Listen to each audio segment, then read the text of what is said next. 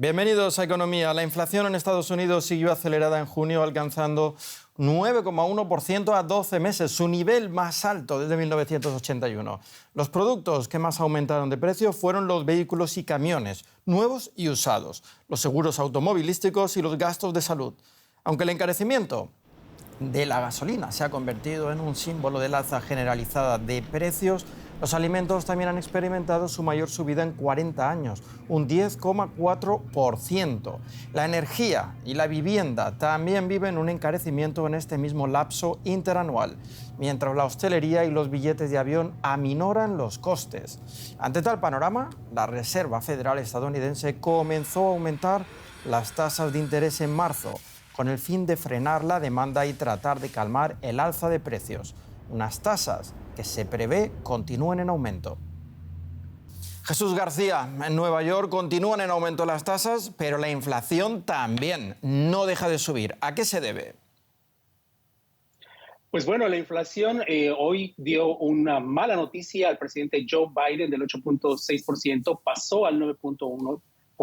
Según la Oficina de Estadísticas Laborales, y bueno, se debe principalmente al incremento en los precios de los productos de energía. Recordemos, y como lo has mencionado, hay diversos, digamos, segmentos en este mismo grupo que reportan alzas importantes. Por ejemplo, del 3,9% al 7,5%, sumando el 41,6% en productos de energía en general. Los precios en electricidad, por ejemplo, energía verde, gas natural, metano, y la mayoría de los productos y combustibles a base de petróleo también tuvieron un incremento súper importante del 4,5% al 10,4%, sumando el 60,6%, mientras las gasolinas pasaron del 4,1% al 11,2% para alcanzar el 59,9% del índice mensual. La buena noticia, y aunque sí ha habido incremento, es que los alimentos no registraron una alza tan alta como la anterior, que fue del 1,4%. En esta ocasión fue solamente del 1%. Sin embargo, bueno, evidentemente hay un impacto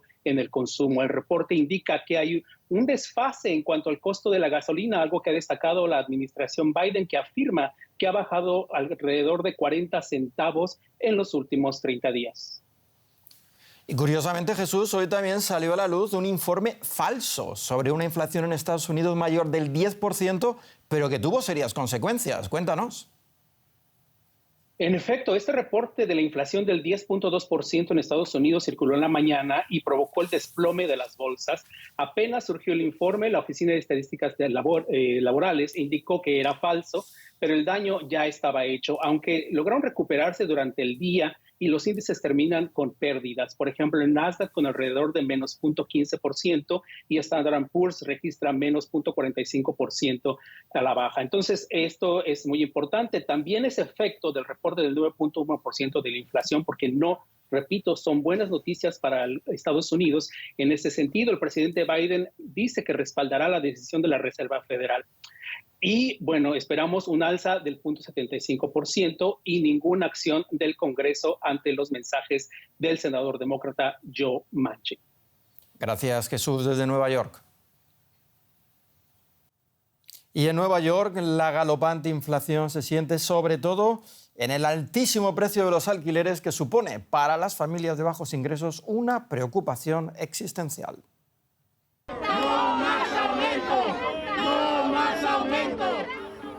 La voluntad de proteger la casa de su familia lleva a Fabián Bravo a alzar la voz. Está luchando contra un aumento del alquiler. Va a hacer que a muchos de los inquilinos de aquí nos envíe a las calles a vivir y nos envíe a vivir a donde no es una vivienda justa. Para decenas de miles la vida en la calle es ya una realidad. El número de personas sin hogar en Nueva York es el mayor en casi 100 años. La causa, falta de vivienda asequible. Más gente se muda a la ciudad que antes de la pandemia y los precios suben. El precio de los alquileres ha aumentado 1/3 respecto a 2021. También los desahucios. Las familias de ingresos bajos como la de Fabián Bravo están ahora en crisis.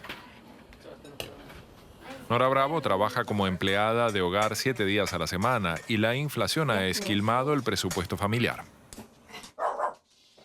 El pollo antes costaba 1,99 la libra, ahora cuesta 2,99 la libra, así que tenemos que cambiar un poco. Antes comprábamos 2 pollos más, ahora compramos solo uno. Así que ahora compramos más verduras. Ahora hay pepinos y fresas. Buscamos las ofertas. La familia de 5 miembros se hacina en un apartamento de 3 habitaciones. Su edificio debería ser asequible. Solo el ayuntamiento puede subirles el alquiler. El aumento este año es de unos $70 al mes. Fabián Bravo sufrió una lesión laboral hace unos años y está en el paro. Su hija Samantha, de 17 años, le ayudará con el gasto extra en lugar de pagarse la universidad. O sea, sí, de alguna manera están matando con los sueños de los adolescentes. Si yo no levanto mi voz para que ellos me escuchen, ¿quién va a levantar esa voz? Debo de levantarse mi voz porque tengo a mi familia y a mis hijos. Este verano, un consejo municipal decidió aumentar el alquiler a 1 millón de apartamentos en Nueva York. Fabián quiere recurrir para que su vivienda siga siendo asequible en el futuro. Cuenta a la Junta la ansiedad que la inflación ya está causando en su familia y concluye con un ruego: no más subidas de alquiler. Y Argentina se prepara este miércoles para una jornada de protestas del sector agropecuario. Los reclamos son varios, desde el malestar por la falta de combustible hasta la falta de repuestos. Con la protesta y un breve cese de la comercialización del grano, el campo pretende enviar un mensaje al gobierno de pedido de cambio de rumbo en materia de política económica y agropecuaria.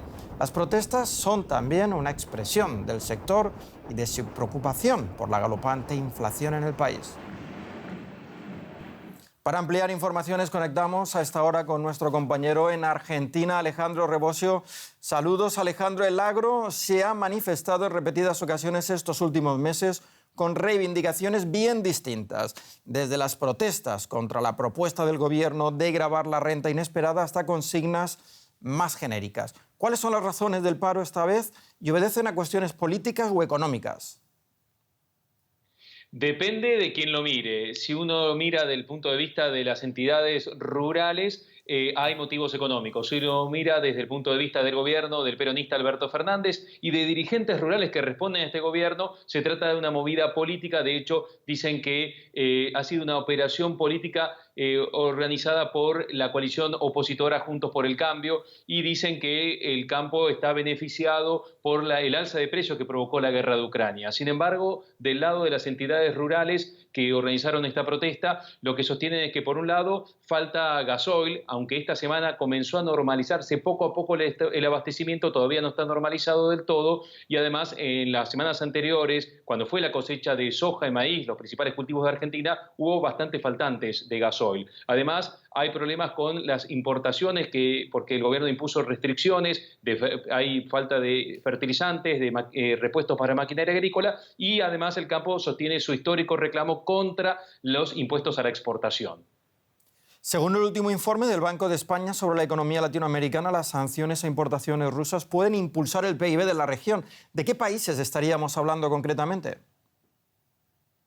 El Banco de España sostiene que si Estados Unidos y la Unión Europea aumentan las sanciones contra Rusia, contra sus productos energéticos concretamente, los principales beneficiados en América Latina serían los países petroleros, principalmente Colombia, en segundo término México, pero también Perú, un país productor de gas, y por otro lado, en menor medida, también otros países que tienen hidrocarburos como Brasil o Argentina. Si las sanciones se amplían a otros productos como los minerales, ahí también no solamente se beneficiarían México y Colombia, sino también Perú y Chile, y en menor medida también Argentina y Brasil. También el Banco de España sostiene que la invasión rusa a Ucrania ha mejorado los precios de los alimentos y la energía para países productores en América Latina, y ahí entre los beneficiados estarían Argentina, Brasil, México y sobre todo Colombia. Pero la amenaza es que esta situación de guerra provoque una recesión mundial que también perjudica a América Latina. Gracias, Alejandro, desde Buenos Aires. Gracias a ustedes. Empresas de todo el mundo llevan más de un año lidiando con la escasez de suministros como consecuencia de la pandemia de coronavirus. Ahora los restaurantes en Japón acusan la falta de wasabi, uno de los principales condimentos de su gastronomía. Pero esta vez la escasez se debe a otros motivos que no tienen nada que ver con la pandemia. Un comensal añade wasabi fresco a sus fideos. Próximamente este condimento verde podría ser un raro privilegio reservado para platos especiales. Antes servíamos todos los fideos soba fríos con un trozo de wasabi crudo, pero ahora ya no podemos. La escasez de wasabi nos obligó a modificar nuestro menú para disponer de wasabi crudo para ciertos platos. Según un informe de 2020 del Ministerio de Agricultura de Japón, la producción de wasabi se ha reducido a menos de la mitad desde 2005. Onishi atribuye la escasez al cambio climático. Cultivadores de wasabi que vieron sus campos destruidos por el tifón Hagibis en 2019 coinciden con su opinión.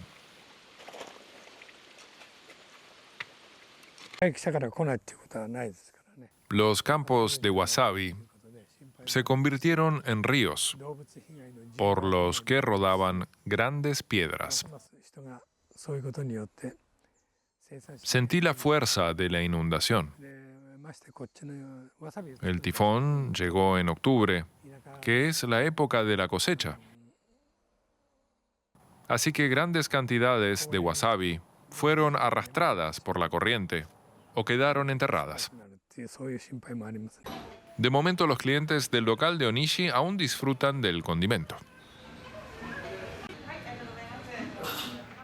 Pues hasta aquí la economía. Ya saben que pueden ver estas y otras noticias en nuestra página web y en las redes sociales. Gracias por su atención y por su confianza. Hasta pronto.